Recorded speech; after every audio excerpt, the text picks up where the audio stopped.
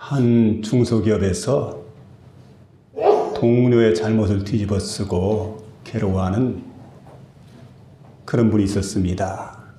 근데 그럴 때마다 아내가 그에게 큰 용기를 주게 되는데, 여보, 다른 사람은 아무도 몰라도 하나님이 모든 것을 아십니다. 그리고 제가 알고 있잖아요. 그 말에 그는 큰 용기를 얻게 됩니다. 그런데 그 회사에 가서 보니까 회사 사장이 자신에 대해서 회사 모든 손실의 원인, 그 책임이 이 사람에게 있다 생각을 하고 오해를 하고 있습니다. 그럴 때 말 한마디 딱 하게 되면은 오해를 다 씻어버리고 불식시켜버리고, 그리고 자신이 인정받을 수 있는 그런 상황이었지만, 자신의 바른 말을 하게 될 때 동료가 그야말로 이제 죽을 수밖에 없는 그런 절망적 상황 가운데 있구나 생각을 해서 결국 그는 입을 열지 않습니다. 침묵으로 일관했습니다. 근데 시간이 지나면서 침묵으로 더 이상 일관할 수 없고 자신이 혼에 몰리게 될 때 어떻게 할까 생각을 하다가 그 사장님 책상 위에다가 메모를 하나 딱 기록을 해가지고 얹어두었습니다. 내용이 이렇습니다. 사장님, 만일에 사장님이 모든 책임의 원인이 내게 있다고 생각한다면, 회사 손실의 원인이 내게 있다고 생각한다면 저는 깨끗이 사직서를 낼 수가 있습니다. 그런데 사장님께서 지금까지 저를 갖다가 신뢰해 주었던 것처럼 저의 침묵을 결백으로 인정해 줬으면 좋겠습니다. 그리고 저희 하나님은 모든 것을 아십니다. 이제 시간이 지나면서 후일 모든 사건의 전모가 밝혀지게 됩니다. 그리고 그는 회장의, 그러니까 회사 창업주죠, 이 사장의 전폭적인 신뢰 가운데 결국 그 회사를 갖다 인수받게 되는 그런 단계까지 나갈 수 있었던 겁니다. 여러분, 오늘 본문의 말씀은 특별히 직장 생활하는 사람들, 또 사회생활하는 사람들에 대해서 하나님께서 사도 바울을 통해서 우리에게 주시는 말씀입니다. 우리 그리스도인들이, 예수를 섬기는 직장인들이 직장에 나가서 어떻게 생활해야 될까? 사회생활을 어떻게 해야 될까? 오늘 그 말씀을 오늘 본문은 우리 가운데 들려주고 있습니다. 특히 여기 보면 22절에 종들아 하는 말씀을 이렇게 시작을 하게 되는데, 종들 이렇게 말하게 될 때, 자, 그러니까 본문의 배경은 바로 종들입니다. 종들에 대해서 말씀해 주고 있는 그런 내용인데, 당시는 로마 시대입니다. 로마에서 종들 그럴 때 노예를 말하고 있습니다. 노예가 얼마나 될까? 그럴 때에 6천만 명의 노예입니다. 근데 로마 제국의 전체 인구의 절반 이상이 되는 이런 사람들의 노예입니다. 우리 일반적으로 노예를 생각하게 될 때 노예는 누구냐? 인격 이하의 취급을 받는 사람을 노예라고 생각을 합니다. 또 하나는 막노동이라 하는 사람을 노예라고 생각을 합니다. 당시 로마 시대 때는 어땠을까? 자, 이때는 많은 노예가 있었는데 정복 국가에서 닥치는 대로 데려다가 다 노예를 삼았기 때문에 이 노예들 가운데는 정말 공부를 많이 한 똑똑한 노예들이 많이 있었습니다. 그러니까 그들을 갖다 그냥 방치해 둘 수는 없지 않습니까? 그들에게 의사를 하도록 합니다. 또 그들 가운데 똑똑한 이런 노예를 불러다가, 그러니까 고관의 자녀들을 갖다 교육하는 가정교사로 삼았습니다. 또 그런가 하면 워낙 이 사람들 뛰어난 그런 출중한 그런 사람이 많았기 때문에 최고 학부인 대학 같은 곳에서 가르치는 그러한 그 노예들이죠. 박사 노예들, 이런 사람들이 굉장히 많았다는 겁니다. 그러니까 로마라고 하는 사회가 유지되었던 결정적인 원인은 바로 어디냐면 각국에서 붙들어왔던 노예들 때문에 로마 사회가 이렇게 유지가 될 수 있었다, 이렇게 말할 수가 있습니다. 자, 그런데 바울은 이러한 상황과 배경하에서 그들에게 하나님 말씀을 지금 들려주고 있습니다. 종은 어떻게 살아야 되는가? 생활을 어떻게 해야 되는가? 오늘 우리가 여러분 하나님을 섬기는 하나님의 사람들입니다. 그리고 특별히 하나님께 소명을 받은 하나님의 종들입니다. 그럴 때 우리가 세상을 어떻게 살아가야 될까? 직장 생활을 어떻게 해야 될까? 사회생활은 어떻게 해야 될까? 오늘 주시는 말씀을 통해서 저와 여러분의 마음속에 크신 은혜가 임하게 되는 복된 시간 될 수 있기를 주의 이름으로 부탁을 드립니다. 먼저는 성실한 마음으로 하라고 말씀해 주고 있는데 22절 하반절에 보니까 사람을 기쁘게 하는 자와 같이 눈가림만 하지 말고 오직 주를 두려워하여 성실한 마음으로 하라. 이렇게 말씀해 주고 있습니다. 그러면 여러분 성실한 마음으로 한다는 건 뭘까요? 이 성실한 마음으로 한다고 하는 것은 눈가림으로 하는 것과는 전혀 다릅니다. 눈가림으로 한다고 하는 것은 어떤 거냐면 거칠해. 그러니까 겉으로 그럴싸하게 꾸미는 겁니다. 그래서 다른 사람들의 눈을 속이는 아이 서비스 이렇게 말할 수가 있습니다. 그러니까 눈만 즐겁게 하는 거죠. 보이기 위한 봉사입니다. 절대 그렇게 하지 말아라. 그럼 어떻게 해야 되겠습니까? 다르게 보니까 주를 두려워하여 성실한 마음으로 해라. 이렇게 우리가 말씀해 주고 있습니다. 그러니까 눈으로 보기 좋은 대로 하는 것이 아니고 그러니까 여러분 성실함으로 한다고 하는 것은 결국은 초점이 눈에 있는 게 아니에요. 사람의 눈을 즐겁게 하는 것이 아니라 눈이 아니라 마음을 기쁘게 할 수 있는 그런 마음에 초점을 두고 봉사할 수 있도록 해라. 그렇게 주께서 우리에게 말씀해 주고 있습니다. 그래서 우리가 여러분 보이는 사람을 의식하지 말고 보이지 않는 하나님 보이지 않죠? 그 하나님을 의식하면서 그 앞에서 성실히 행하는 겁니다.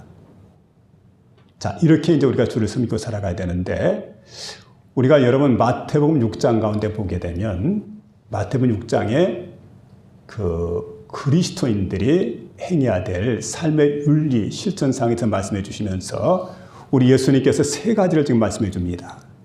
그 중에 하나가 뭐냐면 여러분 1절에 보게 되면은 구제에 관한 말씀 들려주고 있습니다. 6절에서는 우리 그리스도인들이 기도를 어떻게 할까?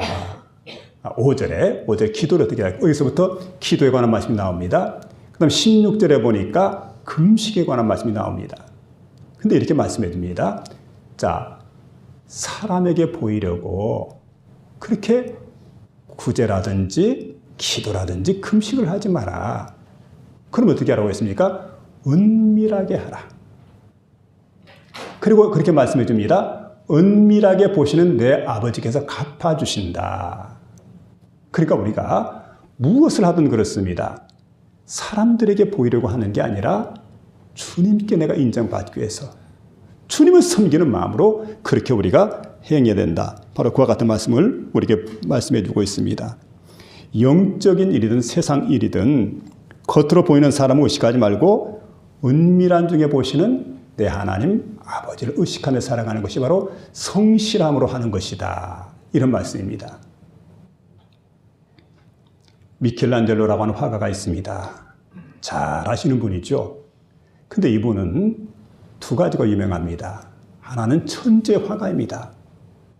또 하나는 성실한 화가입니다. 한 번은 이분이 나무 상자를 만들고 있었대요. 땀을 뻘뻘 흘리면서 콩쿠르를 가지고 열심히 나무 상자를 만들고 있는데 그때 한 저명한 공자께서 와가지고 이렇게 묻게 됩니다. 아니 내가 보니까 열심히 땀을 흘려가면서 이렇게 나무 상자를 만드는데 어디다 쓰려고 이렇게 열심히 만들고 있느냐고. 그랬더니 이런 얘기를 합니다. 예, 나무 상자에다가 꽃씨를 뿌리려고 열심히 만들고 있는 중이라고. 가만 생각해 보니까 아니 꽃씨를 뿌릴 것 같으면 그 속에 흙을 채울 거 아닙니까? 그렇다고. 근데 뭘 그렇게 공을 들여서 정성껏 그렇게 만들고 있느냐고. 내가 볼 때 쓸데없는 노력이라고. 그랬더니 미켈란젤로가 대답을 합니다. 쓸데없는 노력이라고 저는 생각하지 않습니다. 만일에 예수님께서, 나사렛 목수이신 그 예수님께서 이 상자를 갖다 만들었다면 대충 아무렇게나 그렇게 만들지는 않았을 겁니다. 아마 정성껏 최선을 다해서 만들지 않았을까요? 여러분, 이게 바로 항상 자신에게 주어진 일을 했던 그러한 미켈란젤로의 모습입니다. 그러니까 이분이 그 유명한 성 시스테나 천장 벽화를 그리게 될 때, 여러분 무려 4년 동안에 걸쳐서 그 벽화를 그리게 되는데, 그 천장 아래 받침대 위에 누워가지고 이렇게 그림을 그리게 되는데, 도대체 이 시스테나 그 성당은 얼마나 크기가 될까 하고 보니까요, 길이가 40m입니다. 그리고 폭이 13m입니다. 높이가 20m입니다. 그러니까 여러분 생각해 보세요. 길이가 우리는 여러분 이 교회 예배당 길이가 22m입니다. 저 현관까지 포함해서 폭이 10.4m입니다. 훨씬 크지요. 높이는 이게 뭐 4, 5m 될까요? 이게 다 합쳐도. 그런데 20m라고 한다면 굉장한 높이 아니겠어요? 근데 교황 율리우스 2세가 그에게 이렇게 명령을 합니다. 여기에다가 성경 이야기를 기록해라. 성경 이야기를 갖다 그려라. 그래, 여러분이 이제 그 천장 벽화를 그리는 겁니다. 이콘. 자, 이걸 그리게 되는데, 이게 자그마치 4년 동안에 걸쳐 그리게 되는데, 이 천장 아래다가 이렇게 이제 요즘 아시바라고 할까요? 아마 이런 걸 쳤겠죠. 그리고 이제 그 제일 밑에 이렇게 이 그림을 그리게 될 때, 그 난간 위에서 이제 그 가판 위에서 이렇게 그림을 그리게 되는데, 천장을 바라다 보면서 그림을 그려야 되니까 눕다시피 해가지고 아주 불편한 자세로 그렇게 그림을 그리게 되니까 마디가, 그러니까 여러분 마디에 있는 근육들이 다 손상을 입게 되는 거예요. 성한 곳이 없을 정도로. 그리고 이게 잠깐 동안 하는 게 아니라 한 4년 동안 그림을 그렸으니까. 한 날은 친구가 와서 이렇게 그림 그리는 모습을 보고 있다가 너무 안쓰러워가지고 한마디 하게 됩니다. 여보게 친구, 그렇게 고생하면서 그림 그릴 필요가 있나? 이 사람아, 적당히 그리게. 밑에서 보면은 적혀. 대충 그리라고. 그때 그 벽화를 그리고 있던 미켈란젤로가 대답을 하게 됩니다. 껄껄 웃으면서 하는 얘기가, 자네 보기에는 아무것도 안 보이고 대충 하면 되겠는가? 그런데 내가 지금 이 그림을 보고 있잖아. 그리고 하나님께서 보시거든. 만일에 여러분 그때 대충 그렸더라면 여러분 현대를 살아간 우리들이 그 그림을 볼 때 얼마나 실망을 했겠습니까? 근데 그 그림을 얼마나 정밀하게 그린지 몰라요. 누가 보신다고요? 하나님께서 보신다. 은밀하게 보시는 하나님 앞에서 행했던 그 행동이 뭡니까? 성실한 행동이라는 말씀이에요.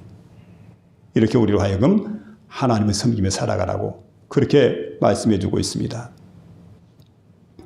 여러분, 이것이 성실한 마음으로 하는 건데, 우리 예수 믿는 사람들은 막노동을 하든 봉급쟁이가 되든 가사일을 하든 사업가가 되든 학교에서 공부하는 학생이든 간에 사람을 기쁘게 하기 위해서 눈가림만 하지 말고 오직 주를 두려워함으로 성실한 마음으로 하라. 이 말씀을 마음속에 새기며 살아가는 저와 여러분 다 될 수 있기를 주의 이름으로 부탁을 드립니다. 두 번째는 죽게 하듯 하라는 그런 말씀을 들려주고 있는데, 여러분 당시 사람들이 이제 노예들에게 주시는 말씀이니까 노예들은 주인의 명령에 따라서 살고 죽습니다. 명령이 그만큼 중요해요. 그 다음에 노예가 일을 하게 되면 일에 대한 대가는 다 주인의 것입니다. 그리고 노예 생활은 언제나 주인을 섬기는 생활입니다. 그래 노예는 사나 죽으나, 여러분 사는 목적이 바로 주인을 위해서, 죽는 것도 주인을 위해서. 그리고 돈을 벌어도 주인의 것입니다. 자식을 낳아도 주인의 것입니다. 모든 걸 주인에게 빼앗기지만 그러나 여러분 그 주인을 바라볼 때 죽게 하듯 하라. 바울은 그렇게 우리에게 말씀해 주고 있습니다. 누구에게요? 죽게 하듯 하라. 로마서 14장 7절 이하의 말씀 보니까 이렇게 말씀해 주고 있습니다. 우리 중에 누구든지 자기를 위해 사는 자가 없고 자기를 위해 죽는 자가 없도다. 우리가 살아도 주를 위해 살고 죽어도 주를 위해 죽나니 우리가 사나 죽으나 주의 것이로다. 그러니까 여러분 주의 것이기 때문에 우리가 하는 일이 뭡니까? 누구를 위해 사는 겁니까? 주인을 위해 사는 것이 아니라 주님을 위해서 일해라. 주님을 위해서. 그렇게 우리에게 말씀해 주고 있습니다. 여러분 우리는 이 말씀을 생각할 때 구원받은 노예를 생각해 보면 신분은 비록 노예이지만 하나님의 사람으로 완전히 바뀌어졌습니다. 그러면 구원받은 노예가 하는 일은 누구의 일일까요? 그게 바로 하나님의 일이 되는 겁니다. 무엇을 하든 구원받은 사람이기 때문에 하나님의 일이 됩니다. 그 시대 많은 사람들이 주님을 만나게 되었습니다. 노예가 주님을 만났어요. 그러니까 이전의 노예가 아닙니다. 완전히 변화가 되었고 완전히 새로워진 그런 노예가 되었어요.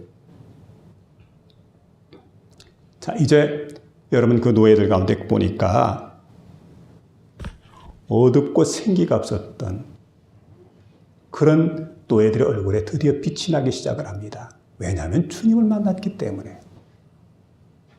그리고 아주 불순종하고 폐역게 했던 노예들이 바뀌어서 유순한 양으로 바뀌어졌어요. 부도덕하고 그리고 소망이 없는 그런 노예들이 바로 천사처럼 변해 있었습니다. 그리고 그 모습을 바라보고 있다가 주인이 감동을 받게 됩니다. 자신에게 하는 걸 보니까요. 주인에게 하는 게 아니라 죽게 하듯 하는 걸 이런 태도를 바라보고 하나님 섬기듯이 섬기는 걸 바라보고 있다가 충격을 받게 되는 거예요. 자, 이게 바로 이제 1세기 그 노예들의 모습이었던 걸 보게 됩니다. 수근수근하고 불평하고 억지로 일하던 노예들이 이제는 이상하게도 침묵을 합니다. 그리고 말없이 조용히 주인에게 순종하고 충성을 하게 되는 이런 노예들을 바라보고 있다가 그들의 마음속에 감동을 받지 않을 수가 없었던 겁니다. 그래서 우리가 여러분 노예들이 상전을 섬겼던 것처럼 주인을 섬겼던 것처럼 우리 그리스도인들이 직장에 갔을 때 사장이나 이웃 사람들에게 윗사람들에게 감동을 끼칠 수 있어야 된다는 거지요. 이게 바로 그리스도인 직장인들이 해야 될 그런 생활 태도인 것을 오늘 본문을 통해서 우리가 깨달을 수가 있습니다. 그러니까 우리가 여러분 적당히보다는 나를 통해서 주변 사람들이 감동을 받을 수 있도록 그렇게 살아내는 거지요. 그러니까 믿음의 삶이라고 하는 건 그리스도를 섬긴다고 하는 것은 이만큼 우리가 부지런해야 되겠고 이만큼 헌신적이고 희생적인 삶을 살 수 있는 각오를 해야 되는 거예요. 그래서 주변의 분위기를 갖다 우리가 밝게 아름답게 만들어가는 그런 복된 심령이 될 수가 있어야 된다는 그런 말씀입니다. 어떤 한 교인이 이런 얘기를 합니다. 목사님, 나 이제 세상 일 그만하고 주일을 하렵니다. 그동안 사업을 했는데 이제 사업을 접고 내 주일 하겠습니다. 근데 주일이 뭐냐고 이제 물어보니까 이런 얘기를 해요. 성경 가르치는 것, 설교하는 것, 신방하는 것. 근데 여러분, 예수 믿고 구원받고 하나님 백성이 된 사람들은 그것만 주일이 아니에요. 집안에서 살림하는 것, 이것 바로 주일입니다. 사업하는 것 주일입니다. 직장 다니는 것 주의 일입니다. 설거지하는 것 하찮게 생각해서는 안 돼요. 자녀 양육하는 것 다 주의 일입니다. 여러분 그걸 소중히 여길 줄 아는 그런 마음 가져야 되죠. 한 집사님이 여집사님인데 제자 훈련을 받고 있습니다. 근데 제자 훈련을 받게 되면 과제물이 많아요. 근데 과제물 가운데 성경 암송을 하는 과제가 있었는데 그래서 이제 성경 암송 카드를 가지고 있다. 이걸 갖다가 이제 그 싱크대 위에 딱 부착을 했어요. 그리고 설거지를 하게 되는데 식구가 많으니까 짜증이 그렇게 납니다. 설거지할 때마다. 특히 시어머니 그 그릇을 씻을 때마다 그냥 더 짜증이 나가지고 인상이 딱 찌푸려집니다. 그러다가 문득 그 싱크대 앞에 있는 성경 말씀을 이렇게 쳐다보니까 고린도전서 10장 31절 말씀이 기록되어 있는데 그런 적 먹든지 마시든지 무엇을 하든지 하나님의 영광을 위하여 하라. 그 말씀이 마음속에 확 부딪힙니다. 그러면서 이런 생각이 들어요. 아하, 설거지하는 것도 주의 일이로구나. 근데 이 말씀을 딱 접하는 순간에 마음속에 은혜가 됩니다. 은혜가 되니까 설거지를 정성껏 할 수밖에. 그때부터 생활하는 모습이 확 달라졌어요. 더 이상 설거지가 짜증스럽지 않습니다. 더 이상 인상을 찌푸리지 않습니다. 즐거운 마음으로, 감사하는 마음으로 기뻐하면서 콧노래를 부르면서 설거지를 할 수가 있었던 거지요. 한 자매님이 이런 고백을 하게 됩니다. 예수 믿기 전입니다. 남편을 만났는데 이게 보니까 얼마나 두 사람이 성격 차이가 나는지. 날마다 싸웠대. 막 옥신각신, 산다 못 산다.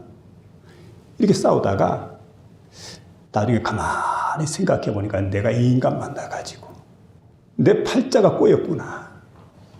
신세 타령 팔자 타령하는데 어떤 날 친구가 와가지고 그러지 말고 나 교회 다니는데 함께 교회 가자고. 교회를 따라갔대요. 교회 따라갔는데 처음 가니까 아무것도 모르잖아요. 근데 왜 눈물이 그렇게 나는지 하여튼 막 눈물이 가 예배 시간 끝날 때까지 눈물을 흘렸는데 이분 얘기가 그렇습니다. 왜 눈물을 흘렸느냐. 지금까지 비참하게 사는 거 생각하니까 억울해서 눈물이 나더라는 거예요.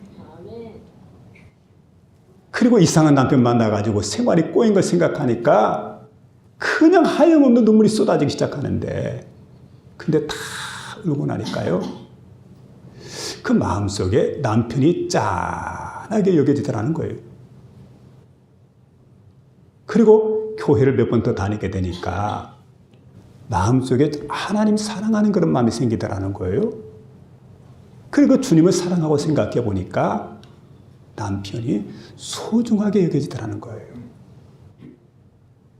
그리고 어떤 날 하나님 말씀을 듣는데 에베소 5장 22절에 들려오는 건 하나님 말씀입니다. 아내들이여 자기 남편에게 복종하기를 죽게 하듯 하라.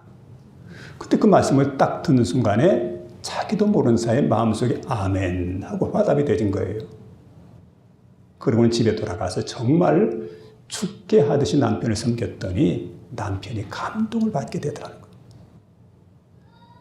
그러니까 여러분 그 남편의 마음을 갖다가 이제 충분히 이해를 하게 되고 남편을 사랑하는 마음이 생기게 되고 남편을 이해하는 마음이 생기게 되고 그 남편에게 죽게 하다 하는 그런 마음이 생기게 되니까 여러분 가정이 평화가 오게 되는 거예요. 오늘 여기 주시는 말씀은 여러분 아랫사람의 상전을 섬기게 될 때 어떻게 하느냐. 죽게 하듯 하라. 그러면 우리가 여러분 무시당하는 겁니까? 없인 여김받게 되는 겁니까? 그렇지 않다는 거죠. 천사처럼 여겨지게 되어서 사랑받는 존재로 우리가 바뀌어지게 된다는 거예요. 여러분 그렇게 우리 모두가 사랑받는 존재로 살아가기 위해서 이 말씀을 지키며 살아가는 복된 신령 다 될 수 있기를 주의 이름으로 부탁을 드립니다.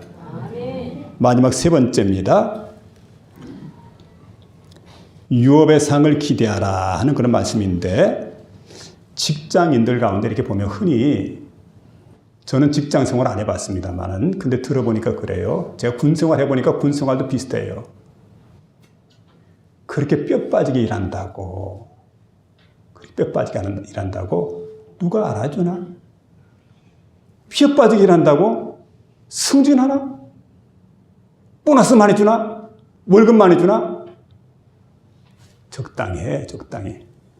제가 군 생활할 때 그런 얘기를 많이 들었습니다. 군대는 요령이야, 요령. 적당해. 눈 가림을 하라는 거죠. 대충 하라는 겁니다.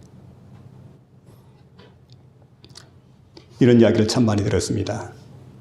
근데 여러분, 물론 열심히 일하게 되면 어떻게 됩니까? 주변 사람들에게 인정을 받을 수가 있습니다.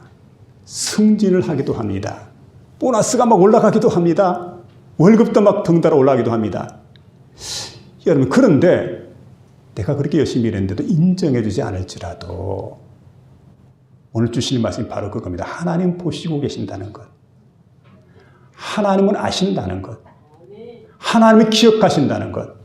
그리고 하나님은 다 기록하고 계신다는 것. 여러분, 기억하며 살아가시기를 부탁을 드립니다. 24절에 말하죠. 이는 유업의 상을 주께 받을 줄 알미니 너희는 주 그리스도를 섬기느니라. 세상 사람들은 우리의 선행을 인정해 주지 않아요. 그러나 하나님을 인정해 주시고 다 기억하시고 그리고 기록해 놓으신다고 하는 것. 기록이 나니까 생각이 납니다. 여러분, 하나님께서 가지고 계시는 책은 몇 권일까요? 우리 성도들을 위해서 가지고 계신 책은 2권이에요. 그 한 권이 뭡니까? 무슨 책? 생명책. 구원받은 성도들의 이름이 생명책에 다 기록되어 있습니다. 저와 여러분 모두의 이름이 그 생명책에 기록되었으기를 주의 이름으로 부탁을 드립니다. 또 한 권의 책이 있습니다. 행위에 관한 책입니다. 이 땅에 살면서 주를 위해 충성하고 헌신하고 봉사하는 이 모든 일들, 땀을 흘렸던 모든 것들, 우리 주님은 다 기록해 놓으십니다. 예배한 모든 것들, 그 책에 다 기록되어 있어요. 빠짐없어요. 근데 여러분, 이걸 기록해 놓을 수 있을 뿐만 아니라 그날에 주님께서 우리에게 상급을 주신다는 거지요. 하나님 나라 가게 되면 내가 행한 대로 하나님 대갚아 주십니다. 요즘에는 여러분 감시 카메라 제도가 잘 돼 있어가지고 사람들이 일하게 되면 어떤 사람은 그냥 뺀질뺀질 해가지고 요령만 피우는 사람인데 어떤 사람은 정말 열심히 일하게 되면 여러분 그냥 책상 앞에 모니터를 보면서 다 지금 감찰하고 있어요. 누가 일 잘하는지. 노는 사람들 나중에 이제 계산하게 될 때 그 일한 만큼의 대가를 지불해 주게 될 때 계속 빈둥빈둥 돌아지기 때문에 여러분 받을 게 아무것도 없는 거예요. 근데 부지런히 일한 사람은 어떻습니까? 상급이 많죠. 여러분 꼭 기억하시길 바랍니다. 금년 한 해가 아니라 남은 인생 살아갈 때 여러분 적당히 하려고 하지 마세요. 뺀질뺀질 하지 마세요. 정말 하나님 앞에 열심히 하세요. 온 몸과 마음과 정성을 다해서 하나님 어떤 일을 내게 맡겨주더라도 내 그 일을 감당해 나가는 그런 복된 심령 되어서 주님 앞에 서는 그날 착하고 충성된 종아 잘하였도다 칭찬함을 듣게 되는 저와 여러분 다 될 수 있기를 부탁을 드립니다. 주님은 아신다는 거죠.